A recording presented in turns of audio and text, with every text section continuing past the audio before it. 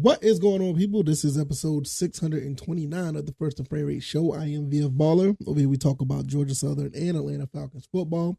And training camp begins. The unofficial beginning of the football season starts for the Falcons. That's what I think is the unofficial beginning, is when training camp starts. And we're going to talk about a few things. Some speculation here that I'm going to put out there.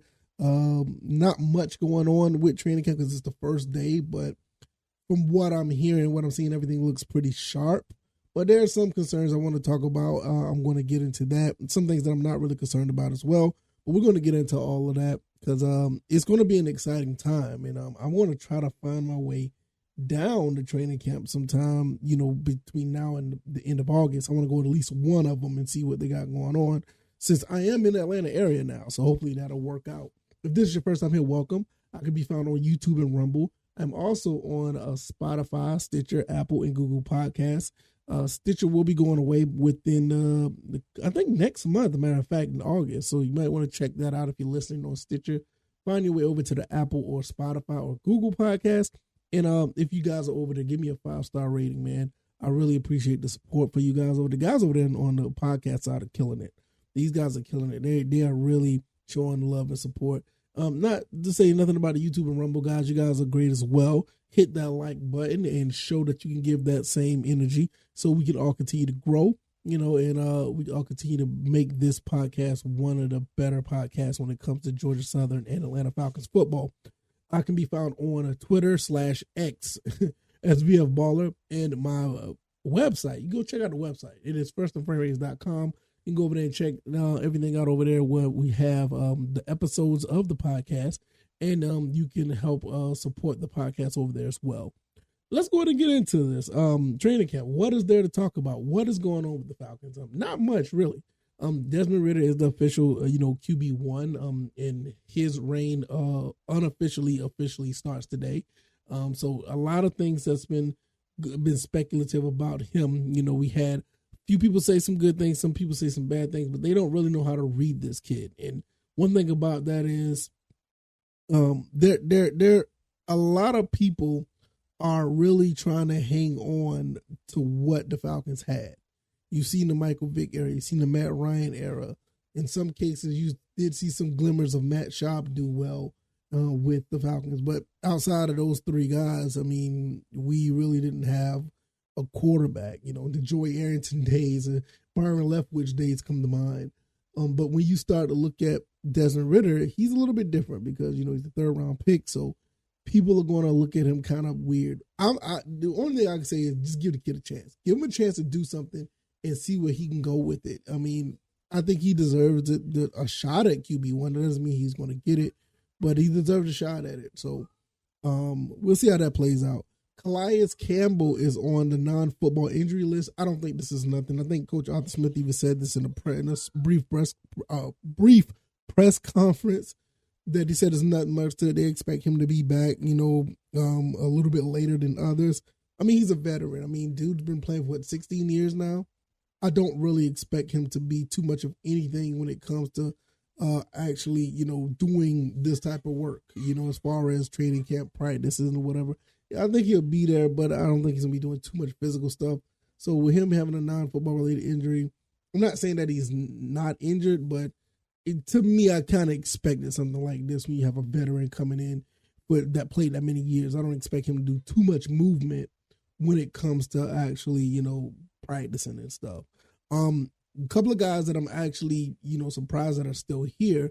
Jalen Mayfield, he's been playing a little bit of right tackle. I talked about that a few months ago, that they'll probably move him to right tackle. And Frank Darby, both of those guys have been, pretty much very disciplined as far as trying to get things done with the team. Like, if whatever they need of them, they're there. But unfortunately, it hasn't shown up as much success on the field. One thing I will say, Desmond Ridder was able to get the ball to Frank Darby last year, which was actually interesting because Frank Darby doesn't see much, playing time, which I think that I always felt that he could be a hidden gem for this team, but you just never seen it. And Jalen Mayfield, the jury's out on Jalen Mayfield. They don't think he should be holding up a roster spot at this point. They think that at the end of the day, he needs to go and find something else to do. with Caleb McGarry being the starting right tackle, I don't know what fits in for Jalen Mayfield, probably just for depth, which is cool. I don't have a problem with that. As far as, long as he can do whatever he can to try to make something, happen if need be, if he needs to come out and play or whatever the case may be, it'll be cool. But, I mean, you can't go wrong with, depth, right? So Carlos Washington is another person that I really haven't talked about much. He's a running back for the Atlanta Falcons. He's at training camp today. I need to put some more effort into seeing what he's about, because especially with Caleb Huntley's not on the team anymore.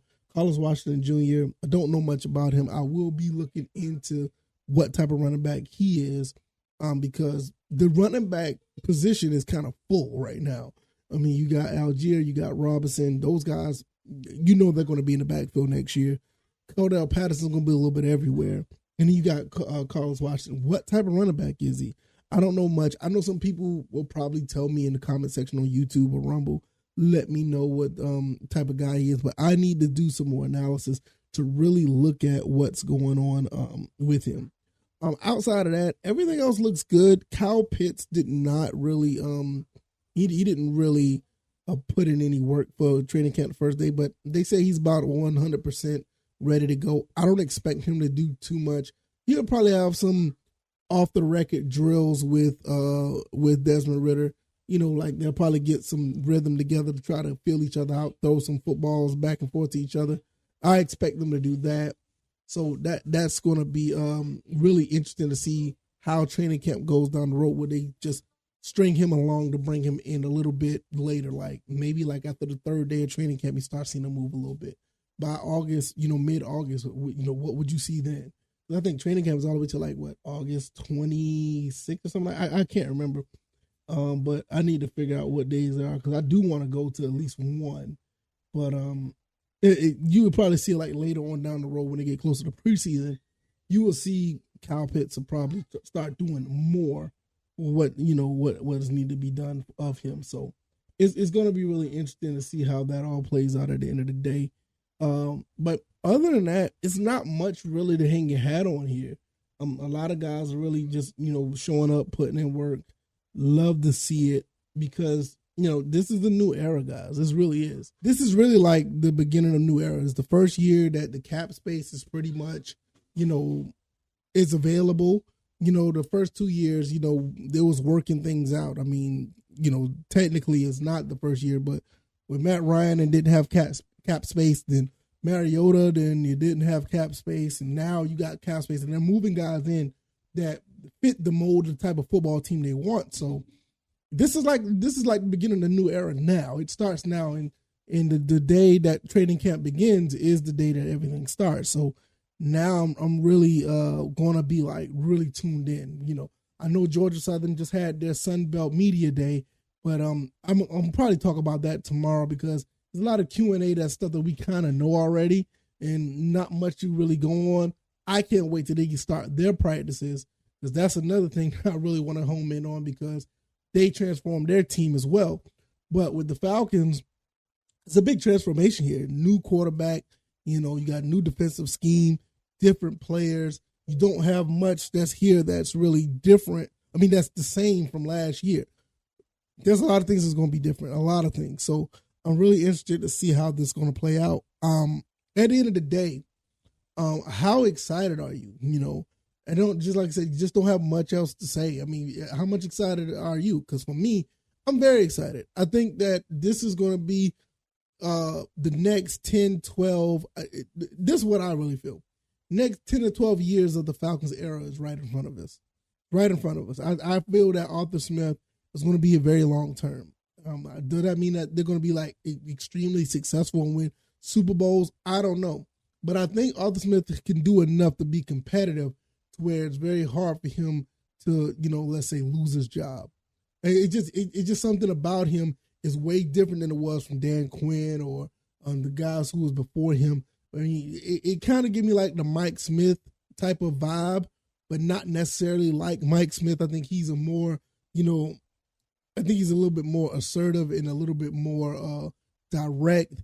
And I think he has more of an expanded mind when it comes to football more than Mike Smith. But as far as stability and job security, I'm getting those Mike Smith vibes. Well, Mike Smith's been here for a good little while and done some things, but I feel like he's going to be there a little bit longer because of he's actually doing something that other coaches really wasn't able to do as much as he has. I mean, like I said, when Dan Reeves was here, they had Michael Vick, and you saw how that played out. And then when Mike Smith came, you had Matt Ryan, and you kind of see how but when you saw Dan Reeves with Chris Chandler to Michael Vick, kind of started to see the decline. But when you started to see the whole situation with Mike Smith with Matt Ryan, you kind of saw there was some type of foundation there. But I don't think it's going to be as big as it was here. I think this is going to be a little bit more of what we've been looking for as fans. So I'm really excited about it. Not sure where it's going to go, but I think he's going to be here for the long run. Like I said, this is a new era we're probably going to see for the next 7. In my opinion, I think next 7 to 10 years, I don't see Mike. I will be extremely surprised. I'm not saying that he will be, but I'll be extremely surprised. Something real drastic has to happen if Arthur Smith, end up losing his job over this team, because it looks like he has everything on point. First 2 years, you went 7-10 with basically, not even half of what you wanted. Now you're starting to get what you want. I see this team winning at least 10 games, and they're going to be continuously be competitive for the next 5, 7, 10 years. This is just my gut feeling. Am I wrong? It could be. I mean, everybody's wrong at some time, right? I mean, nobody's perfect when they're talking about certain takes, but that's just a gut feeling I have. But enough of that. I think I said enough. I rambled a little bit. Let me know what you guys think.